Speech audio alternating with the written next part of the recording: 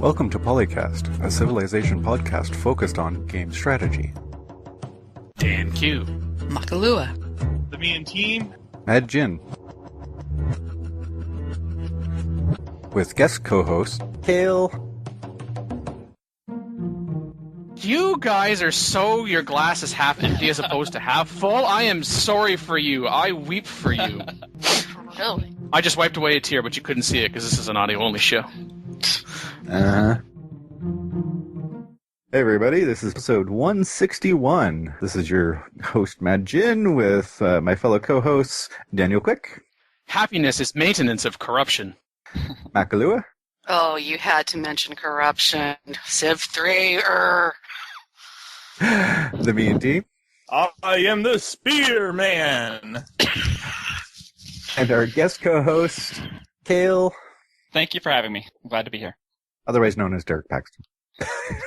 Also known as Merg. Also known as that dude what has something to do with Fall from Heaven. Also known as that dude who happens to be the lead designer on Fallen Enchantress. Also that dude that was last on the show like more than 4 years ago. Seriously. I was just thinking, that was my first podcast I'd ever been on, because I remember being so nervous before that. I prepared for it, and I wrote down things that I wanted to make sure I mentioned, and I really thought about it a lot before the podcast. And nowadays, I'm just like, I didn't prepare for this one at all. What time you want me on? I'll be there. It's like, yeah, man, I'm just going to show up in your podcast, talk about stuff. Yeah. That's what we do, so... I'm not. Gods and Kings won the 2012 Golden Joystick Awards for Best Strategy Game. The Ultimate Game of the Year went to Skyrim. Gee, I wonder what. Because it was awesome. Best role-playing game. But there were over 4 million votes that were cast for the 2012 event, which more than doubled the Guinness World Record set last year. So apparently this is also a Guinness World Record. I'm not certain if that really raises its profile or falls under who gives a crap. But in any event... That doesn't make any sense. How did it become a world record? Because, I mean, that's only 4 million votes. Big thrill. There's other places that have way more than that. Maybe it's the most votes for a gaming... Award? Voting, yeah, something or other. That's a really pathetic award. A record for you gaming losers. Yeah. You don't even use a joystick to play this game. Jeez. Why would you use a golden one? It'd just melt eventually. How can you have a vote for the 2012 Good. Game of the Year when 2012 is still going on? Because everything after That's this true. goes on to the 2013. Oh, okay. Well, because wasn't Skyrim released last year? Oh, yeah, that's true. Yeah, it was About this 2011. time? Skyrim. This wasn't out before the awards last year and missed it probably by a couple of weeks. So for all of you haters, Gods and Kings won. Again. Wait, what did they win the first time? I don't know. They didn't have much competition here by the looks. So about that Forbidden Enchantress. Oh. Fallen Enchantress that you can get at Get it straight. www.fallenenchantress.com for all the info. I know, for some reason I said forbidden, but that might have been a different topic altogether. That's another game entirely. Yeah. Entirely different game. I like Forbidden Enchantress. That just sounds like a game that you would want your children to play. Sounds like a game that you don't want to show up on your Visa card bill at the end of the... Yeah.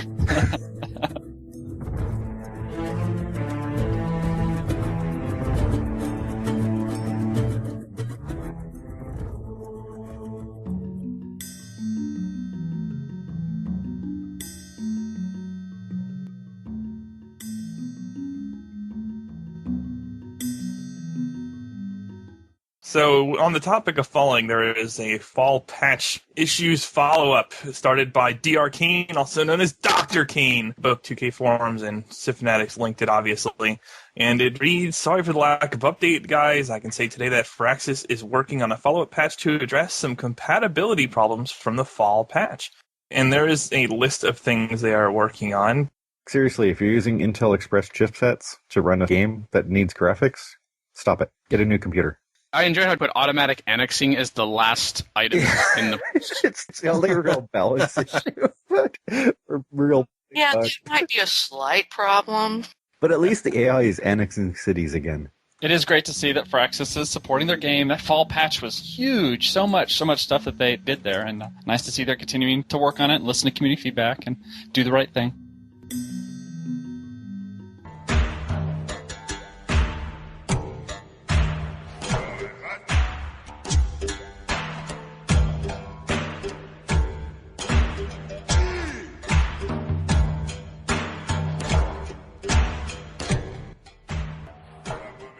Rate the Beliefs, is a really cool post that Casper GM put up where he went through the different belief systems in Civ 5 and got them out to the community, and then people voted on what they liked, which they thought were overpowered, underpowered, and he aggregated that data and and linked them and showed, these are the ones that the community seems to feel are really good and may be too powerful. These are the ones the community feels really weak and may be worth, sprucing up a little bit.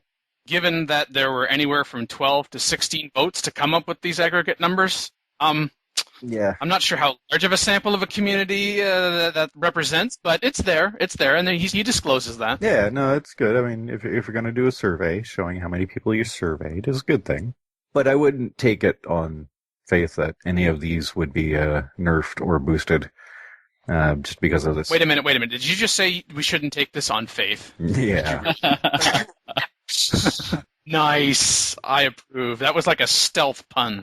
Dun, dun, dun, dun. Until I pointed it out, and then I negated the stealthness, but whatever. Yeah, stop negating my stealth. Fertility rights, yeah, it's a good pantheon. It's not going to get nerfed. How do you nerf 10%? Below 10%? Yeah. If you go below 10%, then it's worthless. Yes. It's worthless. And this is probably one of the problems with these sort of rating things.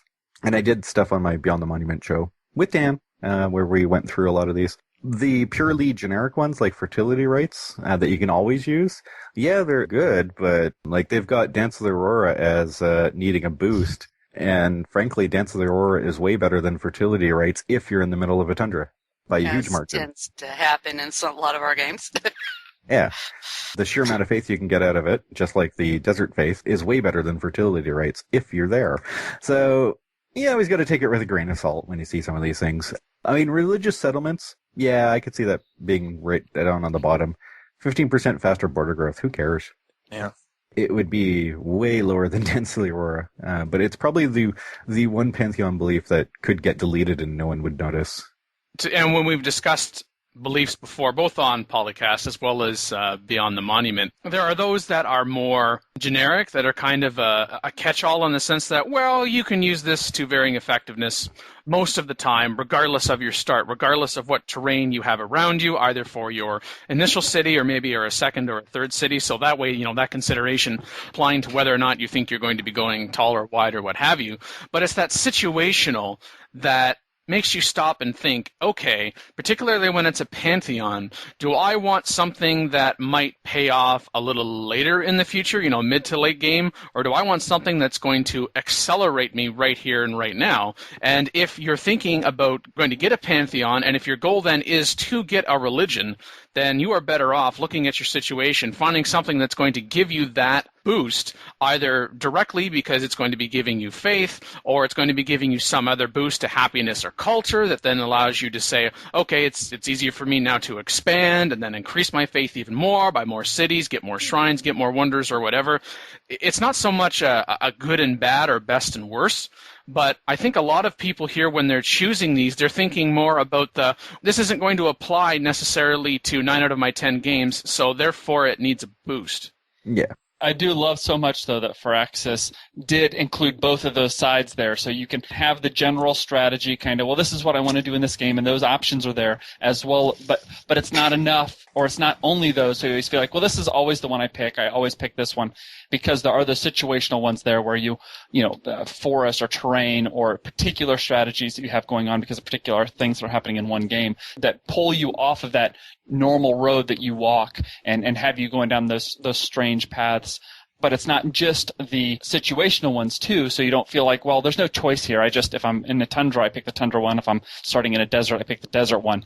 So, there's balance there of here's the more global ones and then here's the little situational ones, and it makes me think about it every time I go through that process, and that's the goal of a strategy game to me, so yeah. I love the way they put this in. Yeah, I mean, like Dance of the Aurora, great. I mean, if you're in a tundra and you want lots of faith, Dance of Aurora. But if you're in a tundra and you need food, Goddess of the Hunt. Extra food from hunting camps, which furs and deer and stuff like that is always in the tundra. Right there. There's 2. Plus there's just the generic ones that you can bump up. There's only a few that are not great. God of Craftsman, +1 production in cities with population of 3. That's okay for an early game start. I mean, it's okay, but it doesn't rate higher than some of the other ones. Just on pure power. Like, if you take it from what will this give me across the length of the game, some are definitely better than the others. One of the other pantheons that hit the top, of course, was Messenger of the Gods. So they have 2 extra science in cities with a trade route. The problem with that is, it is really good when you ICS. You go for the Infinite Sprawl, 2 extra science per city with trade routes, and you pack them all in, and you have a good, 20, 30, whatever cities. Yeah, you can get some science. But from what I've seen, the fastest way to win, and the more consistent way to win tech victory, is through tall. So 4 to 5 cities at most, going tall. So that 2 science in cities with the trade route doesn't really get you very far. So again, it's playstyle, and there's quite a few playstyle dependent ones in there. So it's a nice balance, except for a couple obvious ones like religious settlements. There's just no reason for that one. I mean, it's nice. You can stack the tradition opener and religious settlements and the Angkor Wat, but there's still a 5 hex limit range. So eventually you're going to hit that, and then that won't be doing you anything. And actually, I was looking at the top ones of each of these, and if you look at them, there's a lot of ICS stuff in here. If you go Messenger of the Gods for the Pantheon, toss in either Ceremonial Burial for the extra happiness per city, following the religion, or Tithe, the extra gold, if you need it. And then you go to the top follower belief, that's Pagoda. So you can buy pagodas for 2 faith, 2 culture, and 2 happiness. And then you toss that out, finish that off with the enhancer. There's another potential follower, but you finish it off with the enhancers. The top 2 are the 2 core religion spread mechanic ones. So religious texts and itinerant preachers. So basically, of the 12 to 16 people who voted, I think a lot of them were playing super wide. So it might be a little skewed. It might not be enough tall players voting. They're not all equal. That's a good thing. That's towards the choice that Magin and Derek have been talking about, and we've all been talking about, and not just on this episode either.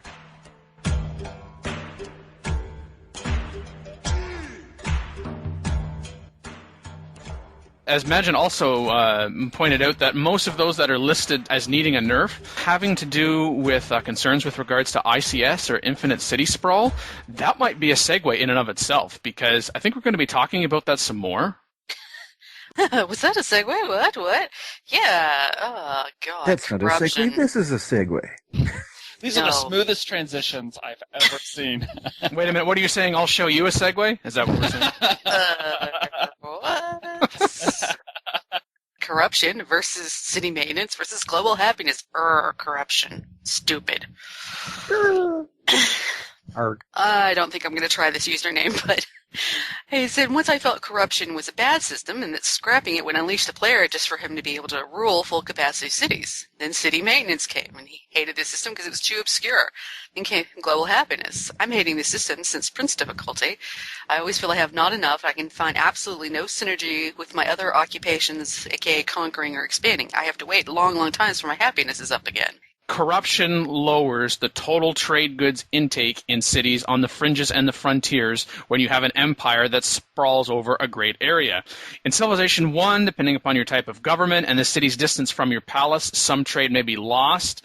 As corruption, the farther your city containing your palace, your capital, the more corruption was lost by trade. In Civilization 2, it was very similar, where resource output can be lost through corruption. In many games, the amount of corruption was heavily dependent on a city's distance from the civilization's capital, as well as the overall number of cities controlled by the civilization. And the amount of corruption also depends on the presence of certain improvements that reduce corruption, such as courthouses, which also appeared in Civilization 1, and also the type of government 2. In Civilization 3, the Conquests expansion, which was the second expansion for Civ 3, and then Civilization 3 Complete, which included Conquest, the first expansion, Play the World, and Vanilla Civ 3, it changed it a little bit over what corruption was initially in Civ 3, so I'm going to summarize on that point, where the total corruption in each city was equal to the sum of 2 independent components, distance corruption and rank corruption. If you had a non-communal government type, say despotism, distance corruption depends on the distance from each city from its closest palace, which is either the palace or the forbidden palace, which counteracted distance but not rank corruption. Civilization 3 introduced that. Rank corruption in a city depends on how many other cities are closer than that city to the palace. So you kind of saw that in Civilization 2, but then you had a specific, separate name for that and part of the formula. if you had a communal type government in Civ 3, then distance corruption did not actually depend on distance because each city was considered to be the same distance from the palace. You had choosing a commercial civilization to reduce corruption in your cities. Kind of saw that with an indirect way, say in Civilization 4 with the financial trait that would help you with your economy while you were expanding, for example, peacefully or not so peacefully. Still building appropriate city improvements, which of course you see in Civilization 4 and Civilization 5. Now, of course, in Civilization 5, the courthouses get to when you are annexing a city. And of course, Wonders of the World. Connecting your cities to your trade network for your empire also reduced corruption. And Civilization 3, I even had to stop and think about this for a moment. There were specialists. You could assign citizens to be policemen, where one policeman meant that one corrupted commerce and one wasted shield became uncorrupted. And then in Civilization 4, the manual goes into detail about why they moved from corruption to city maintenance. And I'm going to summarize here with introducing maintenance over corruption. Quote, "We were both right and wrong. The change did put an end to building as many cities into as tight a space as possible, but it was also the number one complaint about the game. Gamers simply didn't like having their production taken away from them. There was nothing fun about founding a city and then finding out it could only ever produce one shield a turn. A revamped maintenance system could provide a subtle resistance against building more cities, being the only quote-unquote best choice." And then for Civilization 5, global happiness, with the only restriction being the buildings that purely provided happy would only reduce unhappiness by the amount of citizens in the city and couldn't do more than that. And then local happiness was the happiness generated from buildings, not wonders, and is used to negate population unhappiness in a specific city. One other detail, though, because again, if you want to take it into the consideration of what the limiters are, more cities equals more buildings equals more building maintenance in Civ 5. So you do actually pay more for more cities, gold-wise. And that can ruin your economy, because once you go negative in your gold per turn and you've run out of gold, then you lose science until you go bankrupt. So he wants to know what the system is that everybody else prefers. And right now, city maintenance is winning, but then there's only about 13 votes in this poll so far. Now there's 14. Oh, now there's 14. Yeah, we don't want corruption back. Do we all remember having to place our cities in a certain pattern? The rings thing in Civ 3 and the definition of ICS? Yeah. Actually, imagine you're wrong. There's 15 votes now in the poll. Wait, let me log into CFC. We can have 16. It's not a secret ballot. It's disclosed to the interwebs what you voted. I don't know if people noticed that or not, but it's one of those open polls. It's an open poll. Now that's a segue. Yeah. I'd suggest that it's hard for people to see between these options without imposing the way the rest of the system worked too. So the systems are very similar. They're kind of different ways of getting. They are exactly different ways of getting at the same thing. But when you judge, do you like corruption or city maintenance or global happiness? You're really judging. Do I like the economic systems of this game as compared to this game as compared to this game? I like global happiness. It's to me, it's transparent, which was the thing with the corruption and the city maintenance. And, well, it also has local happiness now, so they kind of forgot part of it. Yeah, I was about to say. They kind of forgot part of the mechanic. The local happiness of the Civilization 5 expansion Gods and King introduced. To me, at least, it's more transparent than trying to figure out city maintenance or corruption. It's right there in front of you. You have this local happiness, you have this happiness.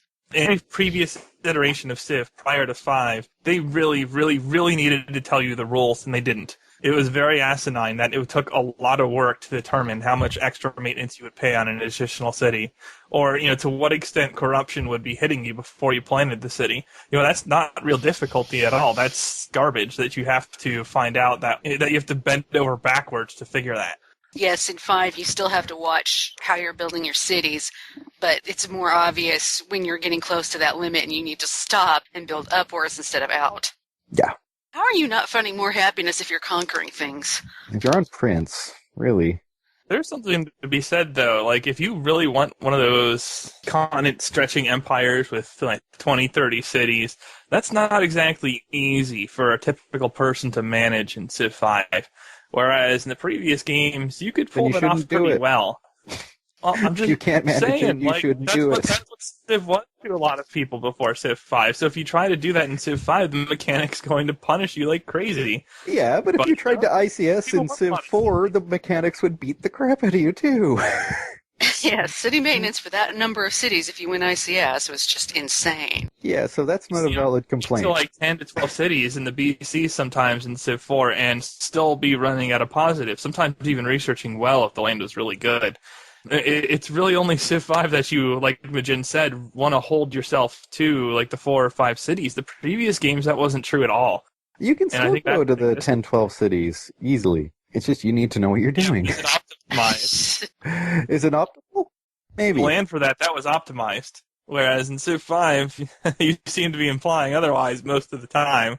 If you know what you're doing, you can ICS very easily. Have 10, 12 cities by the Renaissance, or 20, depending on the map size, and still be happy. There are ways to do it. You know, that's not to say that Civ 5 is bad, but it's very different from a city spam side of things. Well, Yeah, I think there and was so was Civ 4. I think there was a pretty focused attempt in Civ 5 to allow those smaller empires to play, and maybe even encourage smaller empires just on average. So instead of talking about, remember the Civ 3 days, the huge empires, of never running at that size and getting them bound to, you have less cities, but, they're bigger cogs of your machine. Mm-hmm. Yeah. I decided I would go ahead and vote in this poll now since, why would I do it before we started recording the show? Kale did the same thing, so we're actually up to 17 votes now. Mackie, you're not on board here. I can't remember my CFC login. Makalua? Well, no, my password. Let me be more specific there. I had to change it at some point. 529. No. The poll now at 17. Let's update the numbers. Man, this is just like election night. Yeah. Except that we're constantly voting. Just whining afterwards. Corruption and city maintenance are neck and neck, with city maintenance at 7, corruption at 6, and global happiness at 4. And Imagine and I have voted for global happiness. Hey, don't tell anybody that. I can see it. It's like half the votes. Hey, it's about quality votes, not quantity. Yeah, that's true. Now, the Minion team has voted for city maintenance, and Kale has voted for corruption. Yeah, he did. So, seeing as how we saw corruption in Civilization 1, Civilization 2, and Civilization 3, not that they were all the same, but they were variations on kind of the same approach towards, in part, this infinite city sprawl equals awesome for you. Now, I realize this is not an absolute, but this is kind of the more often than not. So trying to combat that. So, Kale, not to put you on the spot, but I'm going to do it anyway. Why did you vote for corruption? And no problem being on the spot. I think about these things all the time. I like corruption because I feel like it does the best job of balancing big empires versus little. So if I can go out and affect, yes, you can have 10 cities, and here is the performance you're going to get out of your 10 cities as compared to your 4 cities. It gives me, as a game designer, it gives me a much better tool for managing that growth. And actually, I can scale things on a very even basis without having to individually tweak and balance on them. So it's a nice system for allowing the players to expand, that allow the players to have the empire they want to, and still being able to keep production in a bandwidth that I'm pacing for, rather than if I have 3 cities, then you have 3 times the production or 3 times the research or what have you there. I don't like city maintenance because I always feel like the point of cities is to build that economy up, and city maintenance seems the exact opposite of that, or it drives it down. You also have those death spiral issues where I like corruption because things may get to be less efficient, but you don't death spiral on it. And global happiness is kind of a harder limit for that growth, and it kind of constrains players in more specific ways, in my opinion. Follow-up question to what you've said there, Derek. Given that we've seen corruption in Civilization 1, 2, and 3, is there an implementation of corruption that we've seen in the Civ series so far that you prefer more than others, and perhaps that's the reason why you voted for corruption, or is it more or less equal across all 3, or maybe 2? I have a corruption mechanic in Fallen Enchantress. It's called Unrest there, but it's very similar to corruption, where you have the more cities you have, the more unrest you deal with, and there are ways to kind of mitigate that unrest and bring it down. So that's why, just speaking from a mechanic perspective, why I prefer the corruption mechanics as compared to the other 2. Damn it, no you don't. I've been playing Fallen Enchantress. There is no unrest per number of cities scaling, or at least it didn't make it to the game I play. That is correct. It's not in the version that you were playing. Yeah. The action prestige, the growth of cities is definitely, the more cities you have, the less growth you have from your prestige, because it divides it across all of that. One common global growth counter for everybody that's applied to all your cities. So the more cities you build, the slower they all grow. Yep. Yeah, absolutely. unless you individually boost them. Yep. So I could see that. I don't quite mind the Forbidden Enchantress one, but then you have other limiters. And again, this is about the system around it, because in Fallen Enchantress you have other limiters, such as you can't just spam cities anywhere you feel like. Yes. Choices about where you put them, so you can't have like a map full of cities. So again, it's about systems. And that's why exactly. It's really hard to judge these as base mechanics by themselves. What is the game designer trying to encourage? What is the gameplay that they're trying to push out? Yeah. That's why I prefer global happiness over corruption, because I didn't like the distance factor corruption. It forced you to want to super pack everything, and that doesn't turn into a good game. That just turns into now we super pack and go from there, and there's no ability to just drop a city somewhere across the planet and make it a really big city. It's too far away, which isn't realistic at all. City maintenance, I kind of agree with you on that one. Cities should be growing. I mean, I do like a city maintenance requirement, and even in Civ 5, there's maintenance cost for buildings and stuff like that. I like your example there, putting a city somewhere else. You say it's not realistic, which doesn't mean a whole lot to me, but it shouldn't be a goal of game design to make it realistic, but I do like that it's limiting a player's option. Hey, if I want to have that city that's over there, maybe there's an effect for it, but it should still be very viable, and depending on how that mechanics tweaks, sometimes it's just not, and I just don't feel like I have those tools available to me as a player anymore. Yeah, and that's what the problem with corruption. But global happiness, you can actually make organic empires. There eventually is a hard cap on the number of cities you can drop, but that's fine. There is a balance between tall and wide in Civ 5. And again, with the system around it, the taller your cities are, there's a lot of buildings and other modifiers. Their percentile increases. Tall cities can get... You're saying that it's unrealistic, that it's much more difficult to maintain a very distant city. But I'm not sure that's necessarily true, especially throughout most of history, where planning a city halfway across the world really wasn't, your empire really couldn't defend it and really couldn't communicate it with it effectively. I don't know that I agree with that. I think that element of having an empire is a worthy one in Civ, if you want to go from a realism standpoint. Gameplay perspective, I go half and half on a gameplay perspective. If you ignore realism entirely, is on the one hand, it's already very difficult to defend a very distant city. But, the AI in every game has not been the bad about punishing people for doing that, so I don't know. Yeah, no, there is other limiters. If you drop a city halfway around the world and there's AIs around there, you might lose that city. and that's the movement mechanic of units and all that stuff. Or at least in Civ 5 and all the mechanics, you can choose to go a couple cities and go tall and be competitive with somebody who just goes ICS spam, where that's not really the case in Civ 4 or Civ 3. Just if you look at the mechanics on how the limitations trying to be applied. In an update on the poll, who's listening to the show right now is Eamon, and he's logged in as a Ustream user. He has voted for global happiness, and Mackie figured out her password or reset it. She has also voted global happiness. You, Mackie. So corruption and global happiness are now trailing city maintenance by 1. That's 7 and tied to 6. And I'm creating new Civ Fanatics accounts right now so I can vote No stuffing the ballot box. Okay, when I was voting on this, I rolled out corruption. And the reason I did that is you basically get the tremendous diminishing returns on cities, but only very late.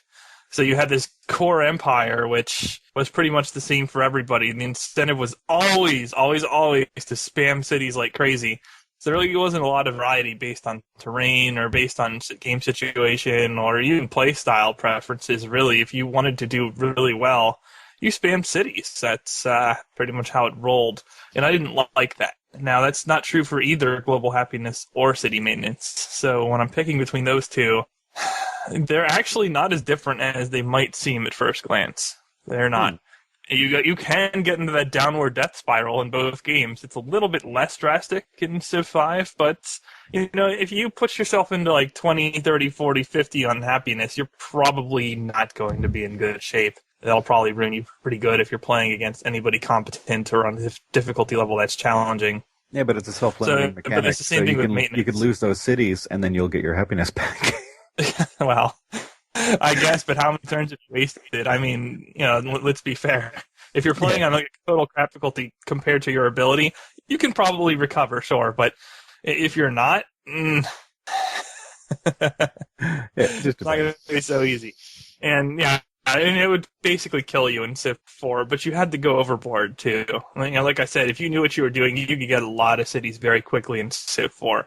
And the reason I liked that mechanic, it was a very, very drastic thing, and you had to plan, okay, how quickly is the city going to become a net contributor to my empire instead of a drain on it? In your first couple of cities, it was immediately. So you'd want to settle your second and third city pretty quickly. But then you had to plan around terrain, too. And I don't think any of the other civs have captured the impact of the tiles themselves quite to the extent that Civ 4 has. And maybe that's part of the reason I went for maintenance over happiness. Maybe if you flipped it, I would have picked happiness, too. I don't know. The way maintenance surrounded the economic system in Civ 4 caused a very, very huge variety of how you could approach your economic game as well as how you could approach ICS. I mean, there were some games where you could get away with spamming cities without building a single cottage. And, there are some games where you just carpet the map in cottages. Or, you're relying on a wonder, for example.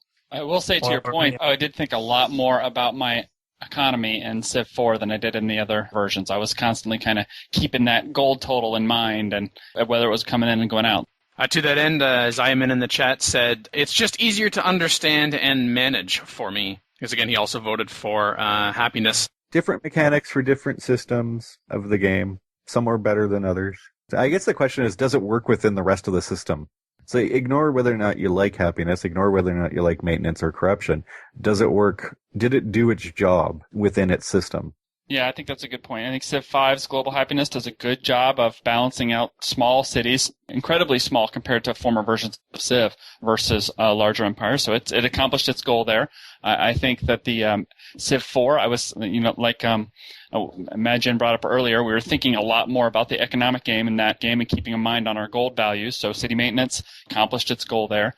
And corruption in Civ 3, I don't know. I built cities all over the place in Civ 3. That's just what that game was. So I think the answer is corruption failed to complete its goal. Therefore, it's not the best trick. For those people who are listening and you're deciding for yourself, even if you haven't played all Civilization titles, and if you haven't, shame on you. Yeah, seriously.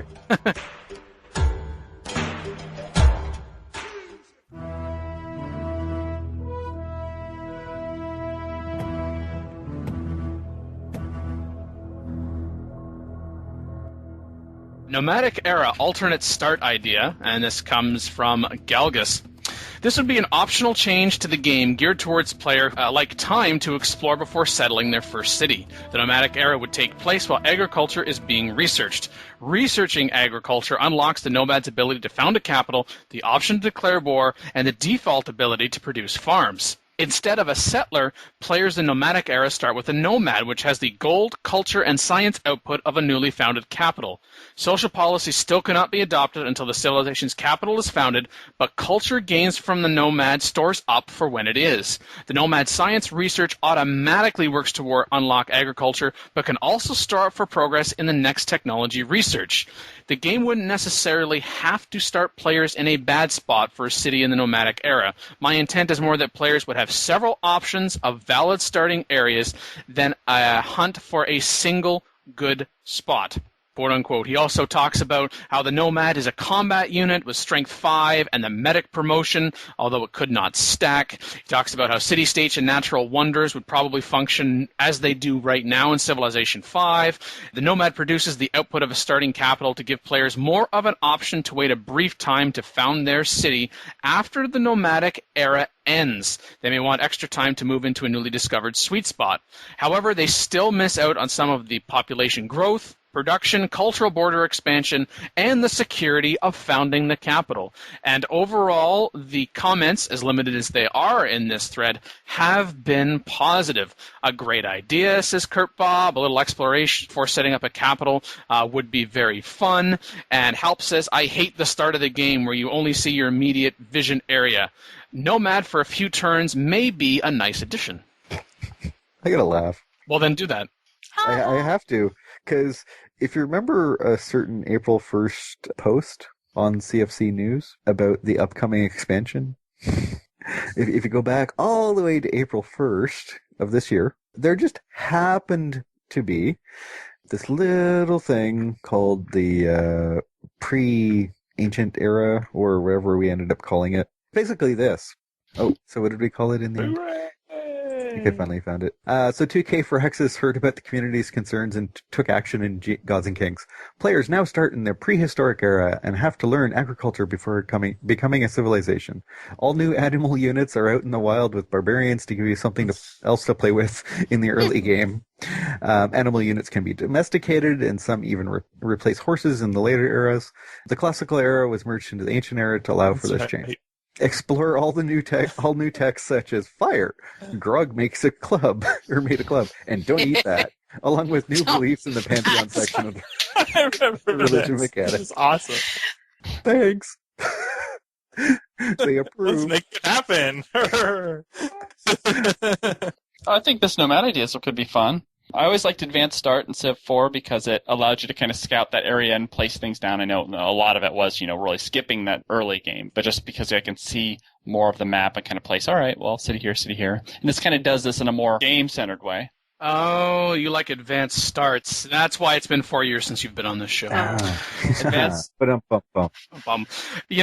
look at what Galgus has had to say, and I also like the idea, and I think that's an important qualification that was already said, that it could be fun. I mean, pretty well anything we talk about in the research lab could be fun, although sometimes, just as a concept, we're like, no. When he says right at the outset that this would be an optional change to the game, I'm like, okay, so I'm taking that to mean that in the game setup, you could decide whether or not you're going to have the nomadic era or not. Let's actually either have it or don't have it, first and foremost. But this part about you still miss out on some population growth, production, culture, border expansions, and the security of founding a capital if you don't do that way to Ray. He talks about social policies cannot be adopted until a civilization's capital is founded, but culture gains from the nomad and it stores up. Oh, and although you're automatically going towards agriculture, you can store up progress for the next technology to be researched as well. So, to me, the game is about choices, and I'm not saying that there isn't choice still, but I think part of that choice should be that if you're deciding that you want to move around to somewhere that's in a sweet spot, if you explore and you quote-unquote see that, something that would be helpful is that you see more of your immediate starting vicinity, a little more than you do right now. Yeah, because we've all had that Yes. time. I mean, you couldn't have placed this over one hex, you stupid game. Yeah, or every single time I'm on a continent's map, hey look, I'm 2 tiles from the coast and there's a forest in the way. Yay, I just wasted 2 to 3 turns. So you'd say, okay, if you're able to move to that spot, then you are going to get agriculture, but any turn after however long it takes to agriculture, and they talk about, scaling to game speed, and yes, that's very important. Whatever that number happens to be, any kind of culture accumulation, science accumulation after agriculture, you're going to then get that once you've found that city. But in seeing a larger area, if you decide by moving those 5 turns, I'm going to be better off, say, at turn 10, and I spent 5 turns doing nothing, but what I'm going to get after 5 turns means in turns 5 to 10, I've got more than I would have had from turn 0 to 10 by settling in place. Then that was worth the move, whereas the choice is also, there is the potential that something could happen to my nomad. I mean, he also talks about it being a combat unit with strength 5, and there's also discussion about having an accompanying warrior. Have it so that the nomad has some kind of defense, but there's still the possibility that if you let your warrior, say, wander too far away from it, trying to say, oh, I want to scout out some other areas as well, then there should be the risk that even though that's the sweet spot, that sweet spot would have been realized if you had been protecting that unit properly. So I'm fine with the choices, but there are some things here that I think just make it a little too convenient to decide to go off and explore as opposed to settling in place. Yeah, it should be a trade-off. And I like the prehistoric idea. You get a nomad, you can wander around, you can do stuff. But I think it's more it has to be pre-turn zero. So if there's a nomadic era, it's before turn zero. And you're not gaining extra culture, you're not gaining extra science, you're not gaining extra stuff than you would if you didn't do the nomad era. But you can balance it out going, say you do have this pre-turn zero space, maybe you do settle in place, then for the whatever time period between nomad start and ancient era start, maybe you do get the growth and everything else because you stopped and settled right away. But then, you move around, you get the bonuses, but maybe, you find some animals on the map, you domesticate them, maybe you get a boost towards animal husbandry if you took the time to go wander around. Or, there's different ways that you can make that initial start do various things. Like maybe if you fought a little bit, you get access to some of the honor policies or something else along that line. Basically, you can use that pre-start time to customize the Civ you're playing rather than it always being the same. Or basically just adjust it just enough, not too much to that, doing this would be worth more than a normal start, but just enough to make the game slightly different each time. That'd be okay with, but not, get a period of time where you're going to be better off than if you didn't do it. It does steal a little bit from I think in the game pace right now, you drop your capital, you start exploring a little bit, and you start looking for where am I going to put my second city? And it's kind of interesting, this idea kind of flips that. Right now it's about city, what I want to produce, what I want to tech on, and then explore and find that second place where it kind of tries to reverse that. And well, let's explore first. Let's find out where I want to place my city, and then start into the big empire things. I think it would steal a little bit from the kind of the excitement and kind of the neat things. One of the neat things in Civ is I get my capital down, I start my things, I get my explorer out there. Now, okay, now let's head out into that scary fog of war and see what's out there. I still like the nomad idea. I think it's definitely worth trying and playing with, but I can see the advantage of the other side too. You have the choice that you want that.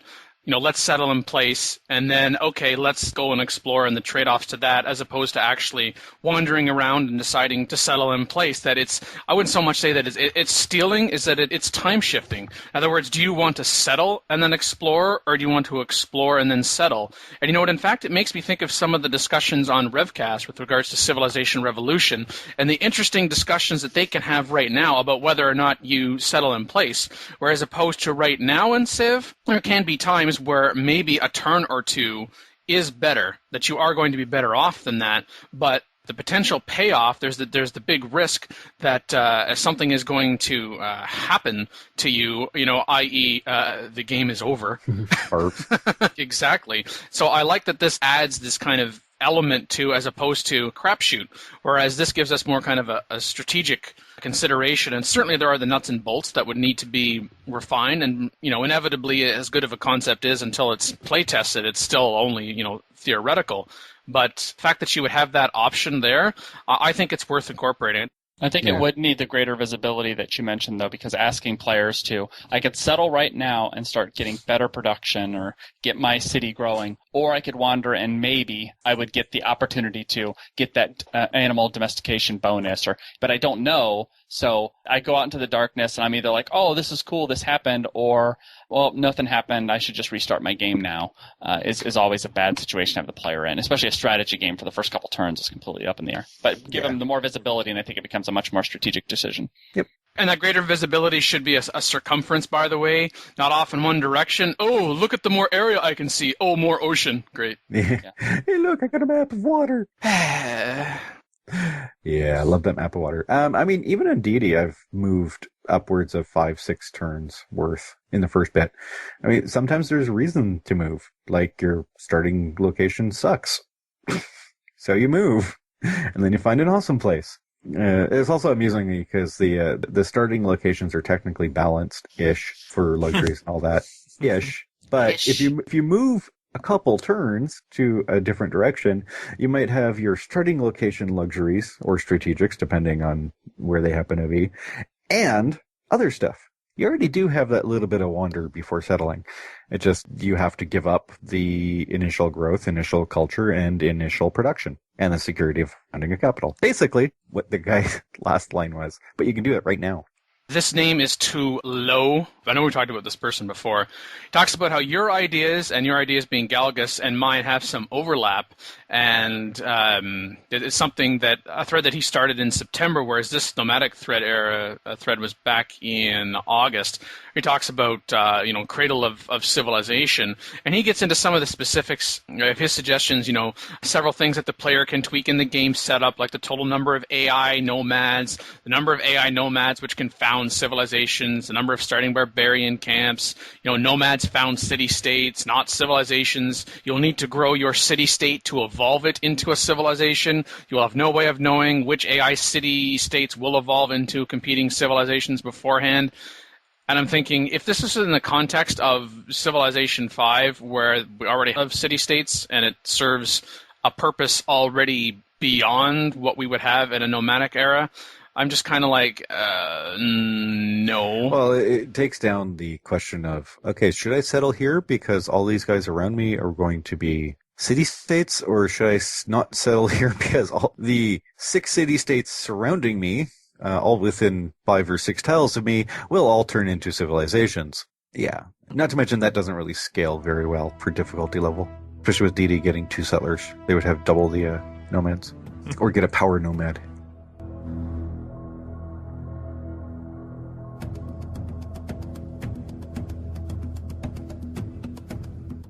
K. Gudrid made a title called Paradox-Inspired Diplomacy and Warfare.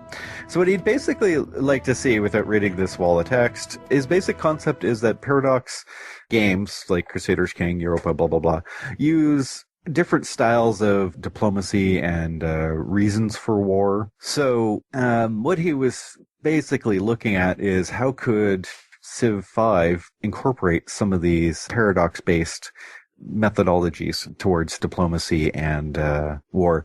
The only thing is Crusaders Kings, Europa Euralis, or Europa Universalis. There you go, EU3, and the other ones are big strategy games, as in grand strategy, where you don't have much to do other than diplomacy. I mean, you might go to war occasionally, But then you just put little figurines and little numbers, and there's no interaction. And you just see them stabbing or shooting at each other. Yeah. Yeah. So I'm not surprised that the grand strategy game has slightly more in-depth diplomacy than Civ 5, because if it didn't, well, then it wouldn't be a good game for a grand strategy game. But some of the ideas do have merit, and I'm sure some of the stuff has come up before. His top one, obviously, the Cassius Belli. So to start a just war, you need a cause of war. So you can conclude, depending on whatever it is, claim on title, claim on territory. So you need a reason to go to war, and you have to be able to state that reason. So of course you have to get the AIs being able to state why they're backstabbing you. And then declaring war without a valid cause will drive up your bad boy status. Basically, other AIs and players will dislike you for starting wars for no reason. And you'll get diplo penalties, reputation hits, blah, blah, blah. Which is fine. I'm pretty sure we can add that into Civ 5 pretty easily. Number one cause of AIs declaring war on you, because they can. Backstab. No, there's usually a reason, and they have lots of reasons. So it may not be just as obvious. His point is that it's a just war versus a just random war, and the diplo penalties therein, and that is something that's not there. There is no, myself and this other AI are going to declare war on you together because you wiped out that 4th guy. There's no just cause for others to limit you on that. And then, of course, the war score. So during each war, each side gets score based on battles, blah, blah, blah. During the peace negotiations, war score determines who has the advantage.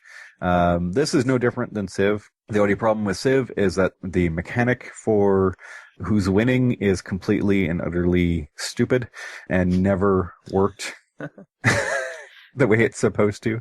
Whereas the way it's set up, like in Europa Universalis, you can see how you've accumulated whatever percent and what it's going to cost you of that percent to ask for certain things. Keep in mind that when Majin said that it's never worked in Civ, he means it. He doesn't mean just Civ 5. The war success mechanic, or whatever it's called across various games, has never worked properly in a Civ series. So this is interesting, actually. So, I mean, yeah, definitely getting it better would be nice. Because the AI always thinks it's winning, even as you slowly kill it and, you're nuking its territory piece by piece. Like, no, I'm still winning. And then, of course, in peace negotiation. Now, this is the difference between the Civ series and the Grand Strategy series. Mainly, you can negotiate white pieces, a white piece, which you can do in Civ 5, or Civ, well, any of the Civs as well. But basically, you just say, okay, we're done fighting. But in the Civ series, if you took over half an empire and you negotiated a white piece, you'd still keep that half of an empire. Whereas in the Grand Strategy style of games, if you went for a white piece, you'd give back that half of empire because it'd be the state before the war, which is, not a Civ-based concept. In Civ, if you took it, you keep it unless you give it back. Yes, so Canadians, Americans, think of the War of 1812. We gave you back some territory after we made peace. It's kind of more, we didn't want that anyway. You could do that, or you could demand concessions, which would obviously be based on your war score, such as territory or titles or whatever it is. So basically, the object of the peace negotiation inclusion would be that even if you do go run over somebody, if you then make peace and don't have a high enough war score, you have to give all of their stuff back when you go to make peace. Which, of course, in a Civ game makes no sense. But I could see some benefit to that being in there, especially if the war score gets a little bit better. Like, hey, I've trashed your entire army. If we're going to make peace, you're going to give me something, or else I'll just take your cities. Because cities really are the core of a Civ game, whereas in Grand Strategy, you can have various provinces. They're much weaker overall in comparison to cities within each other games.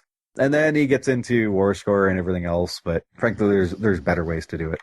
Rolling averages and all that other stuff. And then, of course, peace negotiations. It's no different than what we already have, especially after the latest patch, with 9 levels of peace negotiations. But he does throw stuff in there that we don't have, like convert to my religion, disallow building military units, must adopt policies. Except the problem with adopt policy and force switching from one tree to another, the culture system doesn't allow for take-backsies. So if you spent your culture on a policy, you can't respend that culture. It's gone. So that might be a little harder to deal with. And if you can force adopt into a policy tree that you didn't have already and you don't have the culture to spend into, then I can see a few people blatantly abusing that. Sure, I'll lose the war and let you give me 5 culture policies for free. Then total annex, which doesn't really matter in Civ, because if you've wiped out the Civ, they're wiped out. So I think you make a good point. It makes a lot of sense in a game that's not a war game. So it depends on how much you are planning on having, how much of the military game is the game. In Civilization series, to me, is very much a war game. The military game's a big piece. It means a lot that I can see my opponent's borders right next to me, and I'm always thinking about they could declare war on me in a second and rush in, and I'm always prepared for that. And there's that gives a lot of tension to the game in a Civilization game. I wouldn't want to, they can't declare war on me because, I haven't done anything wrong. As long as I don't do these things, I'm safe, because it puts me in a less interesting place in a Civ game. If the game was all based around the non-war pieces and war was kind of a smaller section, then I think this is perfect, just like you said. But I don't think it's quite right for Civ, at least the cause of war part.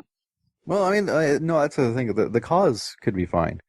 But I think that's, again, just maybe twist it slightly more towards, again, more informative for players, which a lot of people want, obviously. Why are they declaring war on you? Should the other AIs pay attention to that based on their flavors? Yeah, why do we declare war on the AI? Because they have some iron that we really want. Yeah. Yes, but if you do it the other way, you have to come up with a legitimate diplomacy-sounding reason. Yeah, I don't know that. I mean, even in his sample there, he says, it should be possible to declare war. You just everybody kind of hates you for it if you do that. I could see something like this based on, a social policy or government choice where you get a lot of advantages under this policy, but you need a cause of war in order to be able to declare war. So you don't have the freedom to be able to go attack. But heck, when I'm playing my military game and picture myself as that cruel empire and I'm all manifest destiny, I don't need cause. I'm going to take them because I want to take them. And that should be a good cause for some of those AIs that have the same flavor. Yeah. So the big pro-military, autocrats, they should be able to, you're making your empire bigger, and it's not through me. Go for it. Yeah. I am Genghis Khan, and that is enough. Yeah. I'm getting your son. What do you expect? Seriously. You expected me not to expand in your face? What? Yeah, we're used to in Civ just being able to declare war because, no good reason, no bad reason, no reason. But then complain when the AI does it. Yeah, well. Yeah, the only thing about this makes me think, in terms of some of these changes, how it would impact, say, in multiplayer, human versus human. Because some of it translates well and other doesn't. I mean, it depends. Your mom? It's got to be on the list. Just in the sense that it wouldn't be so much about their opinion, whereas opposed to, of course, some of the other things is know that there would be an actual in-game effect. So I think so long as that it could still be felt or it wouldn't be, counter to what you would have in a human versus human multiplayer situation. I mean, I've got no issues otherwise, really, with most of what's been said already, but there's just that kind of added consideration there. Yeah, you can see that. Call in today. In North America, the number is 301-637-7659. That's 301-637-POLY. In Europe, 44121-288-7659. That's 44121-288-POLY. The only thing worse than being talked about is not being talked about. For more information on PolyCast, Our sibling shows Modcast, Revcast, and Turncast, Or about PolyCast in general, Log on to the series' official website at Polycast.net. thepolycast.net.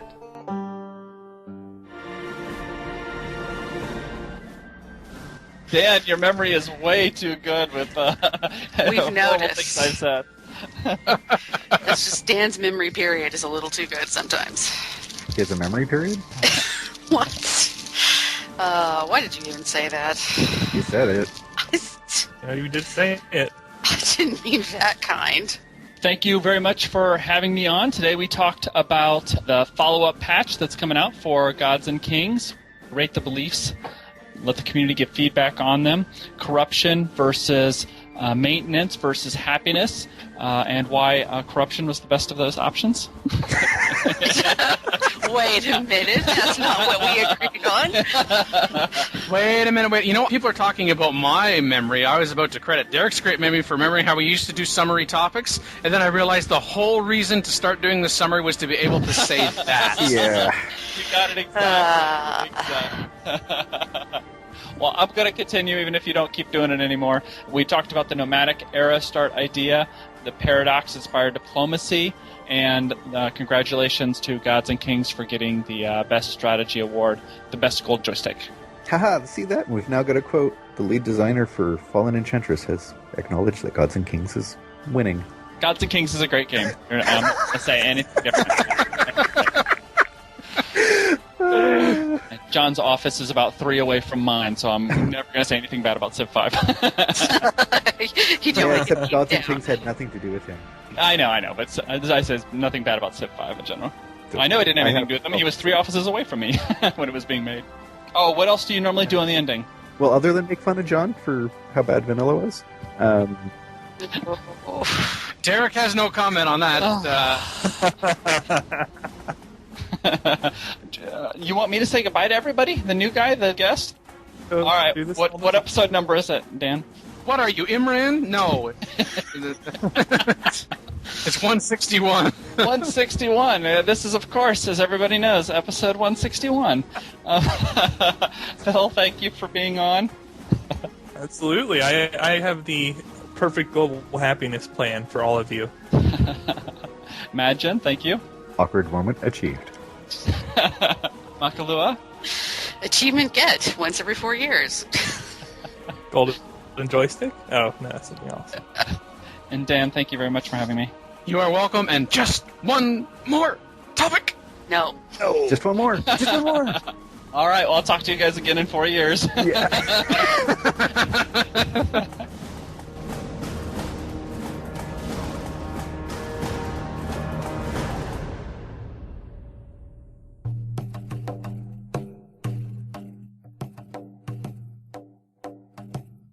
What were you saying, Mackie?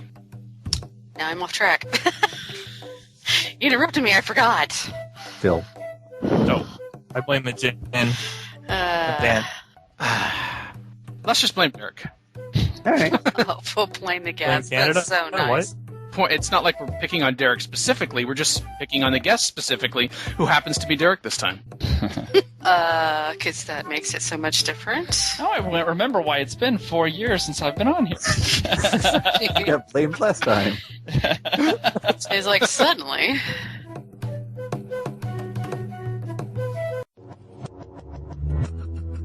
Record date November 17th, 2012. Civilization 4 and 5 sound clips. Copyright Take-Two Interactive. Copyright Civilized Communication at civcom.net.